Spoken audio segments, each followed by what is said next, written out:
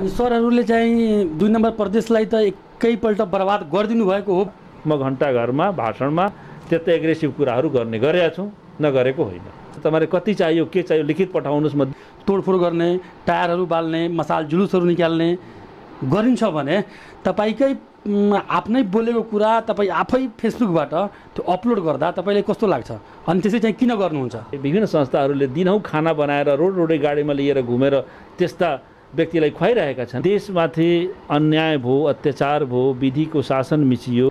Corona यदि भयावह रूपमा बढेको भए हामी स्वीकार्थ्यौँ कि हाम्रो आन्दोलनले गर्दा कोरोना। जनतालाई विधिको शासन स्थापित गराउन, जनताको पक्षमा पाएको संघीयता, समानुपातिक समावेशिता, धर्मनिरपेक्षता, आदिवासी दलित जनजाति जुन अधिकार पाएका छन् त्यो अधिकारको रक्षा गर्नको लागि हामी आन्दोलनमा गयौँ। 8 जिल्लामा एक दिन प्रधानमन्त्री राष्ट्रपतिको पुतला दहन गरेको, कि अस्पतालमा पनि कालाबजारी। ब्याङ्कको ब्याजलाई कमसेकम तपाईँहरूले त मिनाहा गराउने तपाईँहरूको दायित्व हो कि होइन?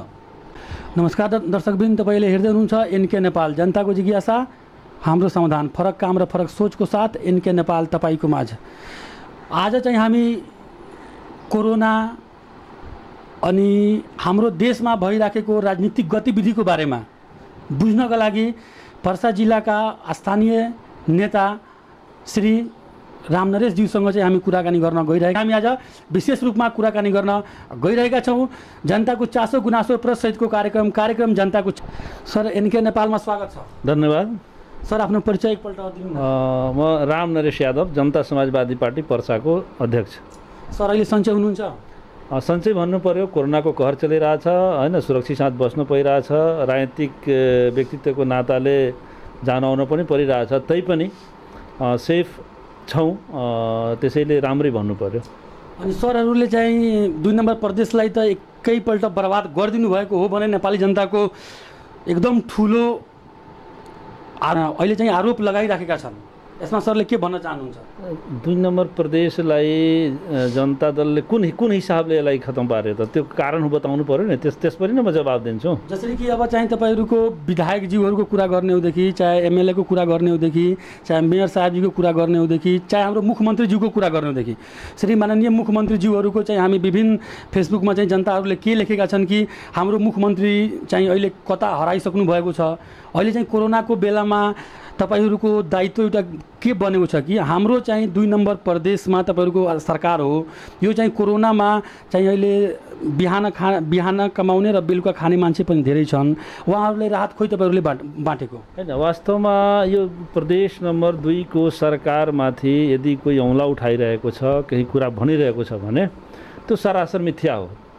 त्यो राजनीतिक हिसाबले मात्रै त्यस्तो कुराहरू आउँछन् होला। तर पोहोर सालको कोरोनाको कुरा गरौँ या यस वर्षको कोरोनाको कुरा गरौँ, प्रदेश 2 को सरकारले जति जागरुकता देखाएको छ, जति आफ्नो जनताको जीव ध्यान रक्षाको लागि जुन किसिमले नीतिगत रूपले अगाडि बढेको छ, मलाई लाग्दैन कुनै प्रदेश त्यस्तो बढ्यो। तर चाहिँ वीरगञ्जमा तपाईँहरूले कति चाहिँ रासन बाँड्नुभयो, कति चाहिँ सहयोग? यो के छ कि पहिलो कोरोनाको महामारीमा पर्सा जिल्लामा लकडाउन लागू हुने बित्तिकै चाहिँ राहत जिल्लाभरि राहत बाँड्न सुरु गरियो। त्यो राहतको परिणाम के भयो त? त्यो राहत कति निडी पिपुलले पाए त? त्यो राहतले गर्दा यो समाजमा कस्ता विकृतिहरू उत्पन्न भयो त? त्यसै कारणले अहिलेको निषेधाज्ञा जारी गर्नुभन्दा अगाडि हामीले पालिका अध्यक्षज्यूहरूसँग, जिल्लाका विभिन्न सरकारवालाहरूसँग बसेर के छलफलमा पुग्यौँ, यो राहत भनेको राहत भनिदिँदाखेरि हुने खानेले पनि राहत खोज्न थाल्छन्। त्यसकारण पालिकाहरू एउटा स्थानीय सरकारको प्रमुख हुनुहुन्छ। प्रमुख भएको नाताले तपाईहरू जनताको कोही जनता भोकै नबसोस् भन्ने हिसाबले भित्र अध्ययन गर्नु होला, बाहिर देखावटी काम नगर्नुहोस्। हरेक वडामा वडाध्यक्ष निर्वाचित छन्। पालिका प्रमुखहरूलाई प्रष्ट भनिएको छ कि तपाईहरूले आफ्नो वडामा एउटा वडा अध्यक्षले आफ्नो सम्पूर्ण घरधुरीका मान्छेलाई चिन्छ र को मान्छे दिनहौ कमाएर खान्छ र को चाहिँ सुखी सम्पन्न छ त्यो हेरेर त्यस्ता गरिब वर्ग जो चाहिँ दिनहौ कमाएर खाने व्यक्तिहरू कति छन् त वडामा, त्यसको लेखाजोखा गरेर कसैलाई थाहा नहुने गरी तपाईहरूले फेसबुक मिडियामा हाल्नु पर्दैन। त्यस्ता व्यक्तिहरूलाई भोकै बस्न नदिनुस्, उनीहरूलाई चाहिएको राहतका कुराहरू भित्रैबाट दिनुहोस्। तपाईँ गएर जिल्लामा सर्वे गर्नुहोला या जिल्लामा गएर पालिका प्रमुखहरूसँग वडाहरू छलफल गर्नुहोला, कोही मान्छे भोकै मरेको छैन। रह्यो कुरा जो चाहिँ रिक्सा चलाउने छन्, ठेला चलाउने छन्, जो वीरगञ्जमा बेघर भएर बसेर काम गर्छन्, त्यस्ताका लागि पनि वीरगञ्जमा दात्री संस्थाहरूले, विभिन्न संस्थाहरूले दिनहुँ खाना बनाएर रोडै गाडीमा लिएर घुमेर त्यस्ता व्यक्तिलाई खुवाइरहेका छन् नि। त्यसकारण अहिलेको निषेधाज्ञामा कोही भोकै छैन, दावाका साथमा भन्छु। पालिका वीरगञ्जकै कुरा गरौँ न, वीरगञ्जका मेयर साहबले दिनहुँ 50-60-100वटा राहत बाँड्नुहुन्छ, तर कहीँ मिडियामा आउँछ? आउँदैन। त्यसकारण वडा अध्यक्षको सिफारिसमा पालिकाहरूले त्यस्ता गरिब वर्गका लागि राहत दिएको पनि छ भित्रभित्रै, यसलाई मिडियामा मासमा ल्याइएको छैन। होइन भनेदेखि गत वर्षको सुनको सिक्री लगाएछ, पल्सर लिएर राहत लिएको कुरा तपाईँहरूले भिडियो प्रकाशित गर्नुभएको थियो नि। जसको घरमा 100 मन धान छ, चामल छ, महिनाको 50,000 कमाउँछ, ती व्यक्तिहरूलाई पनि राहत चाहियो नि। त्यो परिपाटीलाई अन्त गर्नको लागि हामीले मोडालिटी फरक गरेको हो। होइन भने कोही व्यक्तिलाई भोकै मर्न दिने, भोकै बस्न दिने, भोकै सुताउने काम राज्यले गर्नु हुँदैन, जिम्मेवार व्यक्तिले गर्नु हुँदैन। त्यसमा हामी एकदम सतर्क छौँ र त्यो अनुसारको काम पर्सा जिल्लामा भएको छ। र दोस्रो, यो महामारीमा प्रदेश 2 को सरकार यानि मुख्यमन्त्रीजीले नारायणी अस्पताल, पर्सा जिल्लाका पोखरिया अस्पताल या हरेक PCR टेस्टका लागि चाहिने, एन्टिजेन परीक्षणको लागि चाहिने सबै कुराहरू उहाँहरूले बारम्बार फोन गरेर भन्नुभएको छ, तपाईँले कति चाहियो, के चाहियो, लिखित पठाउनुहोस्, म दिन्छु। त्यसैको फलस्वरूप हो आज PCR टेस्टका लागि पनि स्वाब सङ्कलन गर्ने पनि कठिनाइ छैन, एन्टिजेन पनि फेरि आएको छ, धमाधम हुँदैछ, व्यक्ति छैन चेकअप गराउने। त्यसकारण यो लकडाउनको महामारीमा स्थानीय तहका प्रमुखहरूले सोसल मिडियामा बढी आउनु भएन, पत्रपत्रिका सञ्चारमा बढी देख्नु भएन। त्यसकारण कसैको गुनासो होला, अहिले त पालिकाहरू निष्क्रिय छैनन्, भित्र आफ्नो काम गरिरहेछन्। त्यसकारण दोषारोपण गर्नुभन्दा अगाडि हामीले पहिला यथार्थ बुझ्नुपर्ने आवश्यकता तपाईँहरू मार्फत यो मेसेज चाहिँ जनतामा जानुपर्छ। कुनै पनि पालिकामा कुनै पनि गरिब भोकै बस्ने अवस्था छैन, पालिका पूर्ण जिम्मेवार भएर काम गरेको छ। र अन्य किसिमका जसका घर छैन, जो वीरगञ्जमै बसेर दैनिक मजदुरी गर्छन् या अस्पतालमा कोही कुरुवाहरू बसिरहेछन्, खाना घरबाट आउन सकिरहेको छैन, त्यस्ताका लागि हेर्नुहोस्, वीरगञ्जमा 2-3वटा संस्थाले आफै गाडीमा खाना बनाएर लोड गरेर रोडमा लिएर घुमेर हरेक दिन दुखीलाई खिलाइरहेको अवस्था छ। त्यसकारण यो महामारीमा अलिकति संयम त गर्नुपर्छ। महामारी भनेकै अलिकति दुःख र कष्ट हुनुपर्ने हो। महामारी भनेको एकदम सुविधा सम्पन्न हिसाबले हामी पनि बसिरहेको छैनौँ नि। कुनै दिन तरकारी पाउँछ, कुनै दिन पाउँदैन, बजारमा जाँदाखेरि आफ्नो अनुकूलको वातावरण छैन। त्यसकारण महामारीमा अलिकति धैर्यता गर्नुपर्छ, अलि दुःख गर्नुपर्छ, अनि मात्र जित्न सकिन्छ। सुविधा सम्पन्न हिसाबले कोही पनि 100% सुविधा भोगी महामारीमा बन्न पनि सक्दैन र बन्न पनि हुन्न। त्यसकारण यो अवस्थामा हामी सजग भएर काम गरेको मैले देखेको छु, या प्रदेश सरकार होस् या स्थानीय सरकार होस्। रह्यो कुरा वर्तमान चुनौती अहिले के छ भने, जनतालाई कोरोना महामारीबाट मुक्ति दिने हो भने हरेक नागरिकलाई कोरोनाको खोप दिन अति जरुरी छ। त्यो बारे नेपाल सरकार एउटा अहिले बजेट मार्फत एउटा राम्रो कुरा ल्याएको छ कि हरेक आफ्नो जनतालाई, हरेक वर्गलाई खोप दिन्छु भनेर धेरै पालिकाहरू अगाडि पनि बढेका छन्, किन्नको लागि स्वीकृति पनि लिइरहेका छन्। त्यसकारण सजग रहौँ, सचेत रहौँ र खोप हरेक नागरिकलाई, हरेक व्यक्तिलाई खोप यदि लाग्यो भने अनि यसबाट करिब हामी सुरक्षित हुन्छौँ जस्तो लाग्छ। त्यसकारण यो अवस्थामा अहिलेको महामारीलाई हामी यस किसिमले लिएर अगाडि बढेको अवस्था देखिरहेछौँ। कहीँ दोषारोपण गरेर कमेन्ट गरेर यसलाई जितिँदैन। सबैको सौहार्दपूर्ण वातावरण, एक आपसमा हातेमालो गर्दै यदि अगाडि बढ्यौँ भने अनि मात्र यो महामारीबाट हामी जित्न सक्छौँ।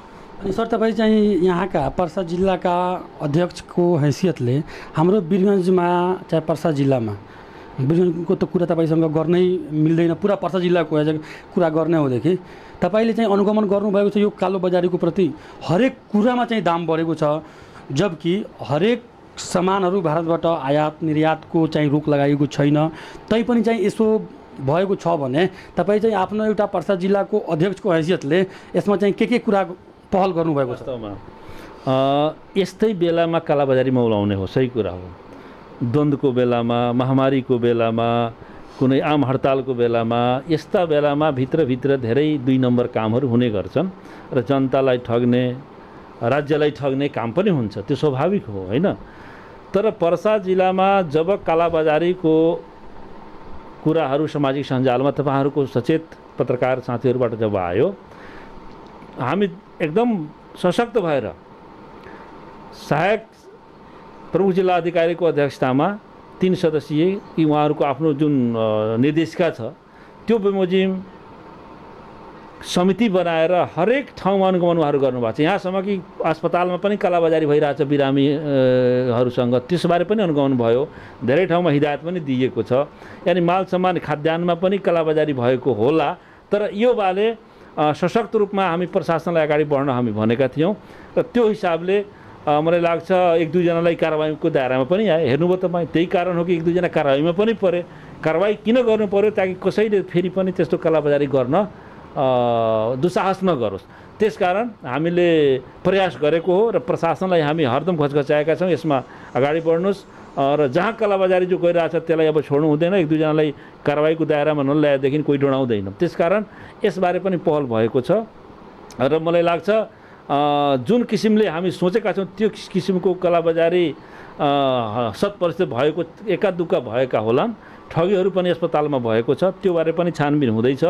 हिजै महानगरले निर्णय गरेको छ हरेक अस्पतालको आफ्नो नागरिक बडापत्र हुनु पर्यो, सेवा कुन सेवाको शुल्क कति हो त्यो तपाईँको अगाडि देखिने गरी झुन्ड्याउनु पर्यो, ताकि हरेक बिरामीले पढ्न सकोस्, हरेक व्यक्तिले हेर्न सकोस्। त्यो कुराका अब गर्दै जाने हो, सिक्दै जाने हो। त्यो हिसाबले चाहिँ समाज अगाडि बढ्छ, नगरिकन नपरिकन बुझिँदैन। त्यसकारण महामारीको बेलामा यस्ता कालाबजारीहरू आएको छ, जनतालाई ठग्ने कुरा आएको छ। बिरामीसँग मानवीय सेवाभन्दा पनि अर्थ आर्जन गर्ने ध्येयतिर मान्छेहरू गएका छन्, के अरे अस्पताल सञ्चालकहरू गएका छन्। यो मानव सङ्कटको बेलामा त अलि मानवप्रति उदार भएर सेवामुखी भावना लिएर तपाईँको जे लागत छ त्यो अनुसार काम गरिदिनुपर्छ नि। तपाईँले राज्यले पनि भनेको छ तपाईँहरूले कोरोनाको इलाज गर्नुहोस्, राज्यले पैसा त दिन तयार भएकै हो नि। सम्झौता गर्नुहोस्, पर व्यक्ति 3 क्याटेगोरीमा त पैसा पनि दिने उसले सरकारले भनेकै हो। त्यसकारण अलिकति मानवता हराएका व्यक्तिले यस्ता काम मात्रै गर्छन्, जसमाथि नैतिकता छैन, जो चाहिँ उसमाथि मानवताको मर्म छैन, भावना छैन, त्यस्ता व्यक्तिले मात्रै यस्तै कालाबजारीहरू गर्छन् र जनतालाई ठग्ने काम गर्छ। त्यसमा प्रशासनलाई हामी एकदम अगाडि भएर सतर्कताका साथ अगाडि बढ्न हामीले भन्यौँ, त्यो अनुसार काम पनि अगाडि बढेको छ।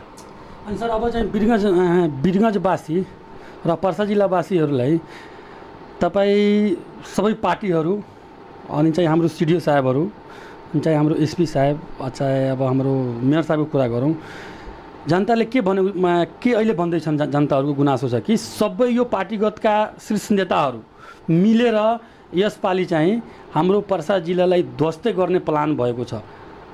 अब कसरी भन्नेदेखि जसरी कि अब अधिकांश मान्छेहरूको सबै पसलहरू तपाईँहरू भन्नुहुन्छ कि हामी लकडाउन लगाएका छौँ, पालना गरेका छौँ, तर हरेक पसलमा मान्छेहरू बसिरहेछ।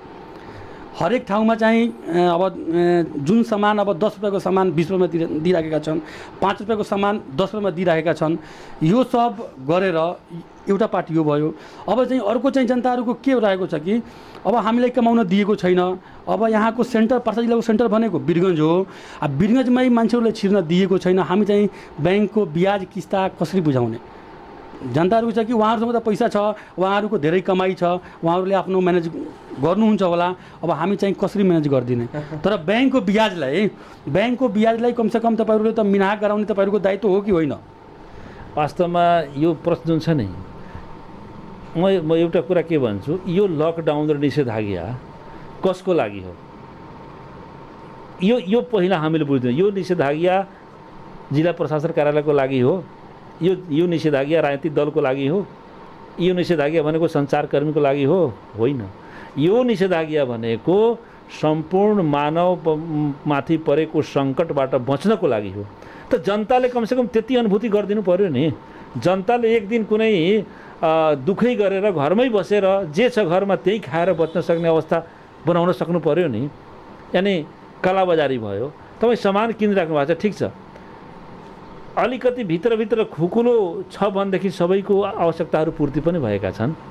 त्यसले पनि केही राहत दिएको छ नि।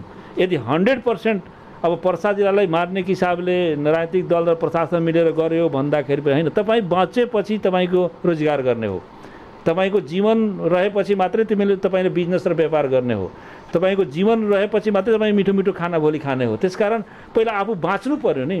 मानवमाथि आएको सङ्कटबाट बच्नको लागि यो निषेधाज्ञा हो।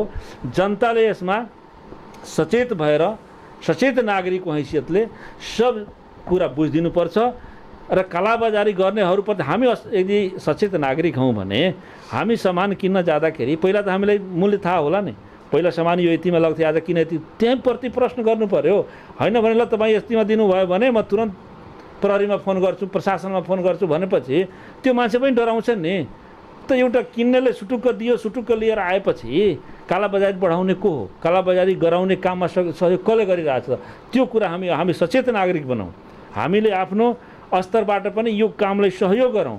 यो राजनीतिक दलले निषेधाज्ञामा सपोर्ट गरेको छ, प्रशासनले कडाई गरेको छ, पुलिस प्रशासन पनि पिटिएका छन् नि। आखिर कसका लागि पिटिए? यति घाममा बसिरहेछन्, भनिरहेछ भाइ मास्क लगाउनुहोस्, यतिकै नघुम्नुहोस्, अनि कसका लागि भनेका हुन्?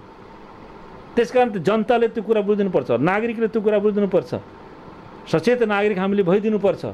यानि मानव सङ्कटबाट बच्नको लागि 1-2 महिना दुःख गरेर कष्ट गरेर यदि हाम्रो जीवन यदि बाँच्छ भने दुःख गरेर बस्दा के फरक पर्छ? त्यसकारण राजनीतिक दलले या प्रशासनले निषेधाज्ञा आफ्नो लागि लगाएको होइन। यो पर्सा जिल्लाको पर्सेली जनताको हरेक बालकदेखि वृद्धसम्मको जीवन रक्षाको लागि निषेधाज्ञा लागेको छ। यो मात्रै पर्सा जिल्लामा छैन, मात्रै नेपालमा छैन, संसारमै छ। संसार नै यो रोगबाट, यो महामारीबाट ग्रसित छ। त्यो अवस्थामा पर्सा जिल्ला त मात्रै एउटा नेपालमा पर्सा जिल्ला त मात्रै निषेधाज्ञा होइन। त्यो कुरा त सबले बुझिदिनुपर्छ नि। निषेधाज्ञा गरेर मात्रै यो चेन ब्रेक भएर दिनहुँ सङ्क्रमितको सङ्ख्या घटेको छ। यो कुरा त जनताले महसुस गर्नु पर्यो नि। पहिला एक दिनमा तपाईँको 15जना 16जनाको मृत्यु हुन्थ्यो, आज 1जना 2जनामा झरेको छ। पहिला 70देखि 80% सङ्क्रमित दिनहुँ बढ्थ्यो, आज 10देखि 12%मा झरेको छ। यानि यो के चेन ब्रेक तोड्ने हो। कोरोना भाइरस संसर्गबाट आपसी सामाजिक दूरी कायम नगरेपछि, मास्क नलगाएर हिँडेपछि, बाहिरबाट आउँदाखेरि साबुन पानीले हात नधोएपछि कोरोना लाग्ने सम्भावना अधिक हुन्छ। त्यसकारण यहीबाट बचाउन जति सङ्क्रमित भए यो भाइरस अन्य नागरिकमा, अन्य बालबालिकामा, अन्य वृद्धमा, अन्य महिला पुरुषमा नसरोस् भन्ने हिसाबले निषेधाज्ञा लगाइएको हो। यो कुरा तपाईँहरू जस्तो एउटा पत्रकार साथीले जनतालाई यो कुरा बुझाइदिनुपर्छ। यो निषेधाज्ञा राजनीतिक दलले, प्रशासनले, पुलिसले आफ्नो लागि लगाएको होइन भन्ने मेसेज जनतामा दिइदिनुपर्छ। अनि सर अर्को प्रश्न सर, तपाईँमाथि एकदम एउटा सङ्गीन आरोप छ। अब के छ आरोप कि जनताहरूले के भन्नुहुन्छ कि पर्सा जिल्लाका अध्यक्ष श्री रामनरेश यादवज्यू उहाँले चाहिँ आफ्नो भाषणमा जुन बेला चाहिँ घण्टाघरमा उभिएर चाहिँ भाषण गर्नुहुन्छ त्यो बेला चाहिँ जनतालाई एकदम आक्रमण हुने गरी चाहिँ भाषण दिनुहुन्छ।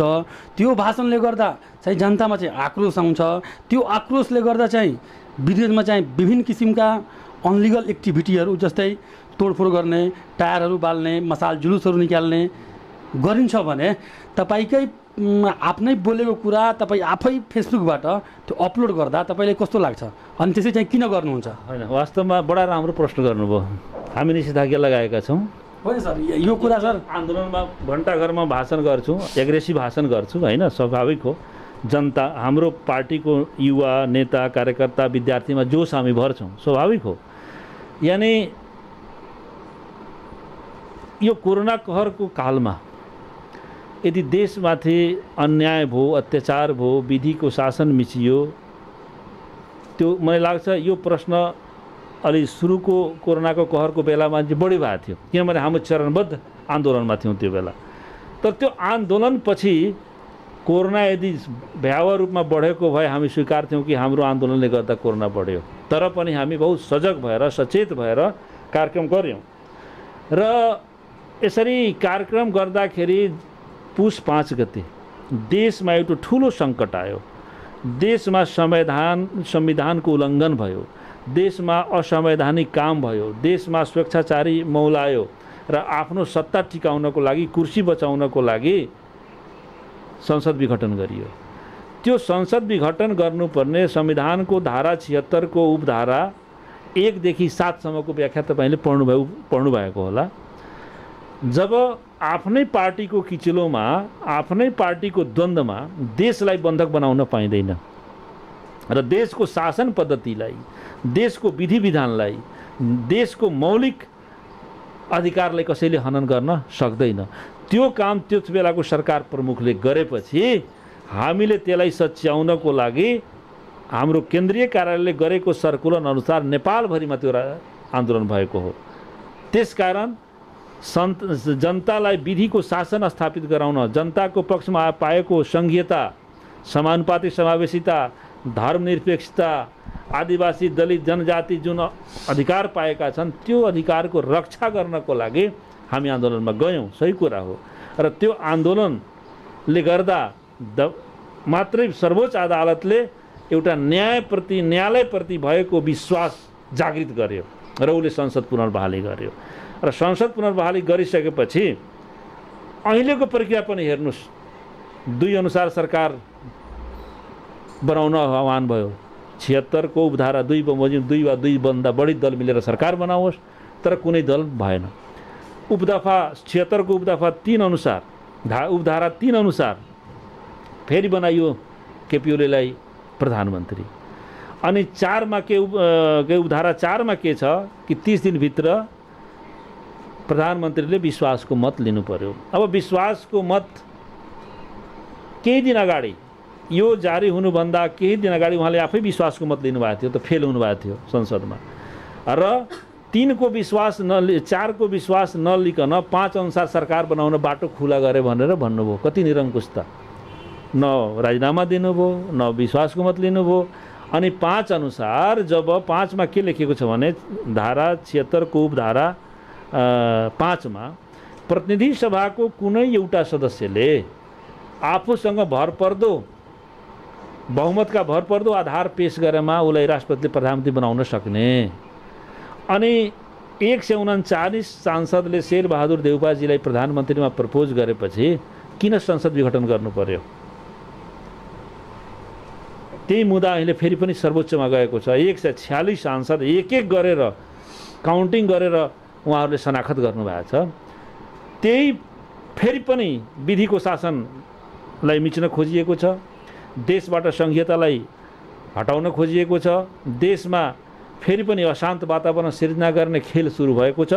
त्यसकारण फेरि पनि हाम्रो प्रदेश सरकारले 8 जिल्लामा एक दिन प्रधानमन्त्री राष्ट्रपतिको पुतला दहन गरेको उर्दी जारी गर्यो। त्यसमा हामीले सिम्बोलिक 10 देखि 12 जना भन्दा बढी कुनै पनि, फेरि यो जिल्लामा होइन पालिकामा, र 10 देखि 12 जनाले सिम्बोलिक रूपमा हामी राष्ट्रपति प्रधानमन्त्रीको पुतला दहन गऱ्यौँ। त्यसको भोलिपल्ट फेरि त्यही सङ्ख्यामा हामीले एउटा विरोधको कार्यक्रम मसाल जुलुस निकाल्यौँ, राके जुलुस निकाल्यौँ। त्यसकारण हामीले सामाजिक दूरी पालन गरेका छौँ। हामीले आफ्ना लिमिटेसनहरूलाई मनन गरेर मात्रै विरोधका कार्यक्रम गरेका छौँ। र विरोधको कार्यक्रम गर्दाखेरि जनतासँग भएको अन्याय र अत्याचारका कुराहरू जनताको लागि जनाउन, घण्टाघरमा यदि भाषण दिनु अनुचित होइन।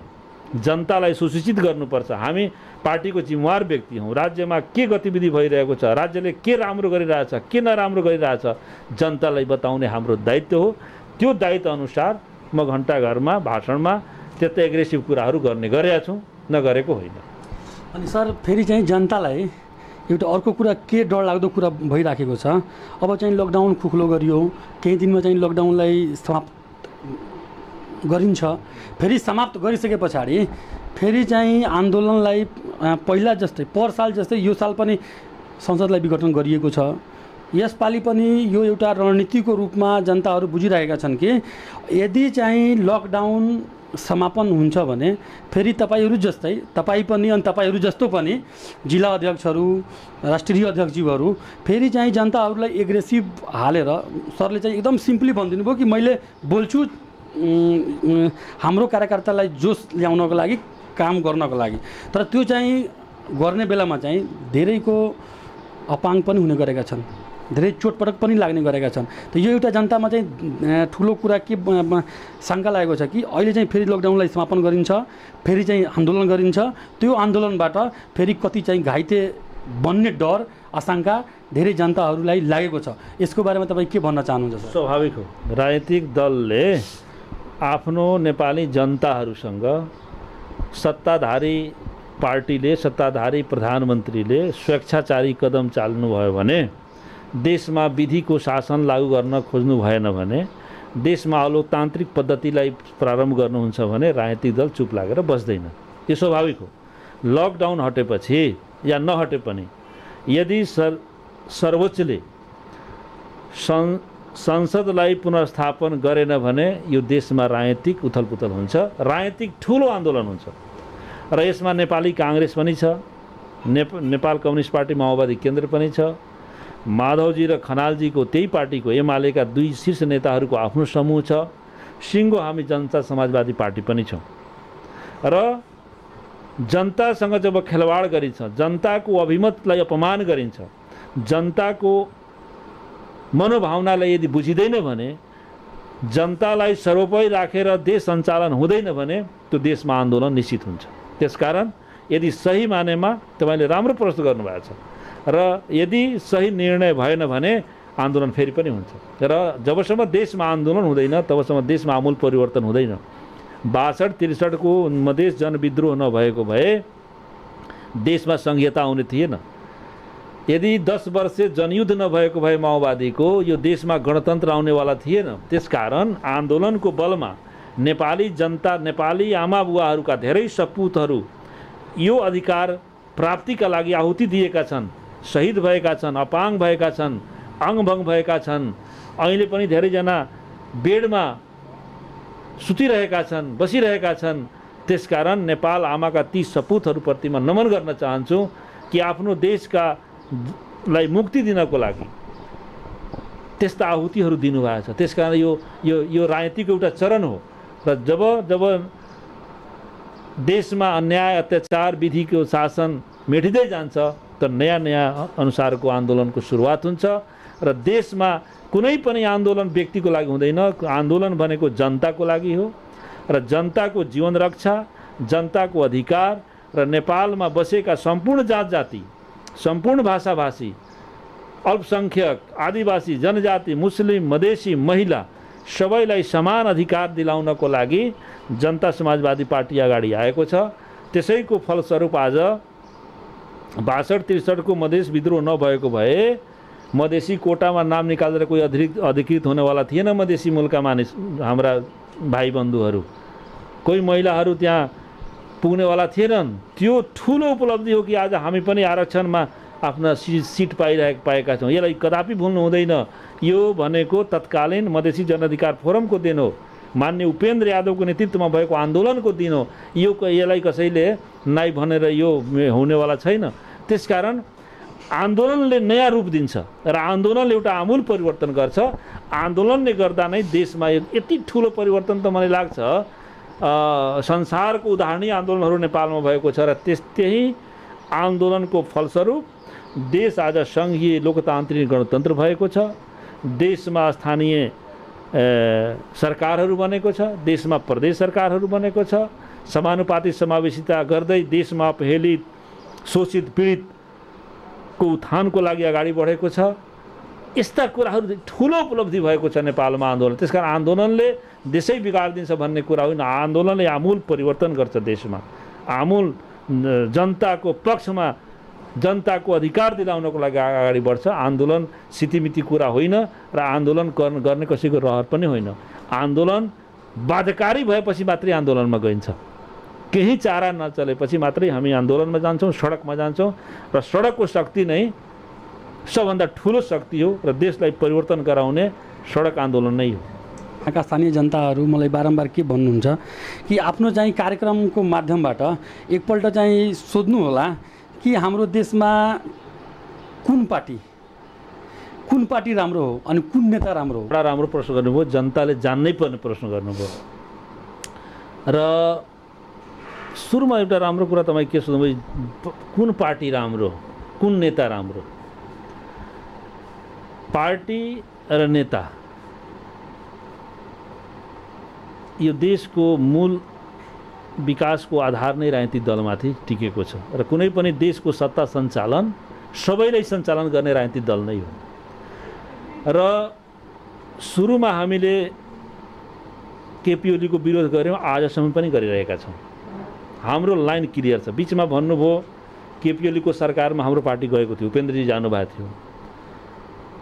संसदीय निर्वाचन पश्चात 2074 को संसदीय निर्वाचन पश्चात देशमा ठुलो जनमत, ठुलो सङ्ख्यामा झन्डै 2/3 करिबमा नेकपाको सरकार गयो। 2/3 भन्दा 8 सिट मात्रै कम थियो। हामीसँग त्यो तत्कालीन समाजवादी पार्टी भनौँ सँग 17 सांसद थिए। हामी 17 सांसद मिल्दाखेरि 2/3 बन्थ्यो र 2/3 मिले बनेपछि संविधान संशोधन हुन्छ। त्यो आशामा हामीलाई आशा केपी ओलीजीले दिनुभयो, 2 बन्दी सहमति पनि गर्नुभयो। हामी त त्यति ठुलो आन्दोलन गरेको पार्टी, कति दिनसम्म आन्दोलन गर्ने, कतिसम्म आफ्ना उसलाई शहादत दिने। त्यो हिसाबले सरकारमा गएर अलिकति मुद्दा संशोधन हुन्छ कि भन्ने आशामा, मर्ता क्या नै करता, आशामा हामीले सरकारमा गएको हो।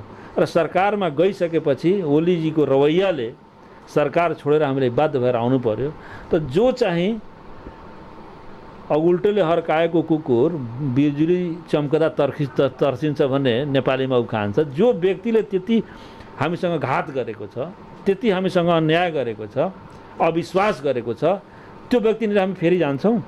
त्यसकारण त्यस्ता जो विधि विधान मान्छ, जो लोकतान्त्रिक मूल्य मान्यतालाई मान्छ, जो नेपालमा सङ्घीय लोकतान्त्रिक गणतन्त्रको पक्षधर छ, त्यो व्यक्ति नेपालको राम्रो नेता हो, त्यो पार्टी नेपालको राम्रो पार्टी हो मेरो बुझाइमा।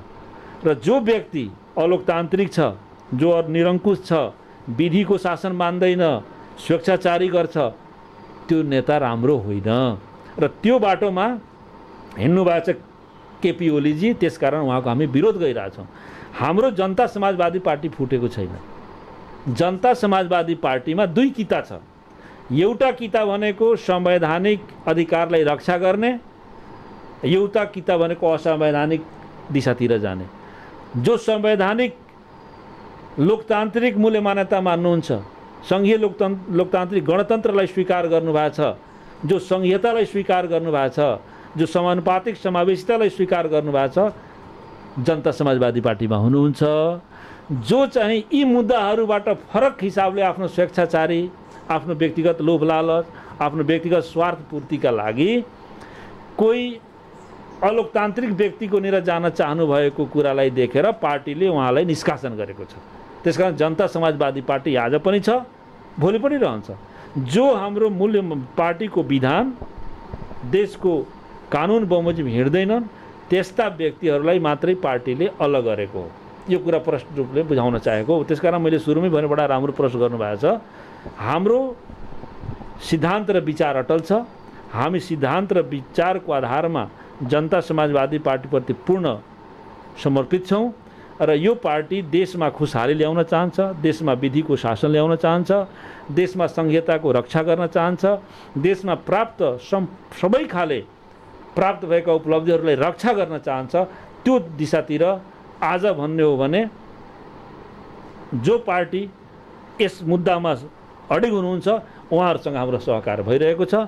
जो व्यक्ति, जो पार्टी यी मुद्दाहरूको विपक्षमा हुनुहुन्छ ती व्यक्तिहरूसँग हाम्रो सहकार्य छैन। तपाईहरूलाई भोट यसपालि प्रदेश नम्बर 2 का जनताहरूले किन दिने?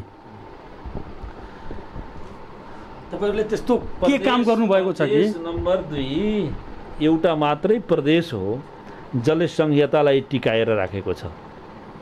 संहितालाई बचाउने हो भने फेरि पनि प्रदेश नम्बर 2 मा हाम्रै सरकार हुनुपर्छ। जहाँसम्म विकासको कुरा गर्नुभयो, 2048 सालमा बहुदलीय प्रजातन्त्र 47 को आन्दोलन पश्चात आएको हो यो देशमा। 30 वर्षभन्दा बढी समय सत्ताधारी पार्टीहरूले गरे, विगतका भनाउँदा पार्टीहरूले गरे। आज महज 1 टर्म प्रदेश नम्बर 2 मा हाम्रो सरकार बन्यो। तपाईहरुलाई थाहा छ केन्द्रीकृत शासनमा अहिले पनि प्रदेश चलिरहेको छ। केन्द्रले कुनै पनि अधिकार प्रदेशमा डेलिभर गर्न चाहिरहेको छैन। अहिलेसम्म सेना के अरे पुलिस प्रशासन समायोजन भएन, अहिलेसम्म विभिन्न मन्त्रालयका कामहरू समायोजन भएनन्। यानि संविधानमा लेखेको कुराहरू पनि प्रदेशलाई दिएको छैन। प्रदेशलाई हात खुट्टा बाँधिएको छ। हात खुट्टा बाँधेको अवस्थामा कोही पौडी खेल्न सक्दैन। तर 2 नम्बर प्रदेश आफ्नो आन्दोलनको बलमा स्थापित पार्टी भएकोले सर्वोच्चमा मुद्दा गरेर पनि आफ्नो अधिकारहरू लिएको छ र नेपालमा 7 प्रदेशमध्ये पहिलो प्रदेश हो जसले आफ्नो लोकसेवा गठन गरेको छ, आफ्नो स्वास्थ्य प्रतिष्ठान बनाएको छ। यानी जुन कुरा अन्य प्रदेशमा भएका छैनन्, सुरुवात यहीँबाट भएको हो। त्यसकारण अहिले पनि अधिकार जुन बाँकी छ प्राप्त उपलब्धिलाई रक्षा गर्ने र नभएका उपलब्धिलाई हासिल गर्नको लागि यो प्रदेशमा हाम्रै आवश्यकता छ, हाम्रै पार्टीको आवश्यकता छ। र विकासको कुराहरू पनि हामी लिस्ट दिन्छौँ यहाँहरूलाई। 30 वर्ष यानी 74 भन्दा पहिले यो 2 नम्बर प्रदेशको फिगर कस्तो थियो र हाम्रो सरकार बनिसकेपछि के भएको छ त्यो हामी लिपिबद्ध गर्दैछौँ। शिक्षामा के गर्यौँ, स्वास्थ्यमा के गर्यौँ, कृषिमा के गर्यौँ, पर्यटनमा के गर्यौँ, यी सारा दस्तावेज हाम्रो बुकलेट तयार हुँदैछ। विगतको अवस्था र आजको अवस्था जनताले यदि तुलनात्मक रूपमा अध्ययन गर्ने हो भने जुन 30 वर्षमा भएको छैन त्यो यो 5 वर्षको अवधिमा यो सरकारले गरेको छ भन्ने कुरा प्रमाणित गरेर हामी जनताको बिचमा जान्छौँ। खाली मुखले कुरा गरेर हामी जाँदैनौँ। एकदम ढुक्क हुनुहोस् र जनता प्रदेश नम्बर 2 को जनता होइन, अब नेपालमा तेस्रो शक्तिको रूपमा जनता समाजवादी पार्टीलाई जनताले देख्न चाहेको हो। जनताले नेपाली काङ्ग्रेसको सरकार देख्यो, जनताले नेकपा एमालेको सरकार देख्यो, जनताले नेकपा माओवादीको सरकार देख्यो। अबको सरकार भनेको मधेस बेसबाट तयार भएको पार्टी जो आज तराईदेखि हिमालसम्म फैलिएको छ त्यो पार्टीलाई वैकल्पिक शक्तिको रूपमा देख्न चाहन्छ जनताले। त्यसका आगामी दिन जनता समाजवादी पार्टीको पक्षमा हुन्छ र यो पार्टी नै नेपालमा जति पनि उत्पीडनमा परेको समुदाय छ, जति पनि अपहेली समुदाय छ, जति पनि अल्पसङ्ख्यक समुदाय छ, जो अधिकारबाट वञ्चित भएका छन् त्यो सम्पूर्ण तबकाको अधिकार र विकासको लागि यो पार्टी नै आवश्यक पार्टी हुन्छ भने आगामी चुनावले देखाउँछ। यसमा कुनै दुविधा छैन। सरले चाहिँ आफ्नो अमूल्य समय दिनुभयो, त्यसको लागि म सरलाई दिलबाट धेरै धेरै धन्यवाद भन्न चाहन्छु। मेरा पनि कुराहरू यसरी चाहिँ मैले जाने बुझेका कुराहरू जनता समक्ष पुर्याउने जुन यहाँले अवसर दिनुभयो, तपाईँको सम्पूर्ण यो टिभी परिवारलाई, तपाईँहरूलाई पनि धेरै धेरै धन्यवाद।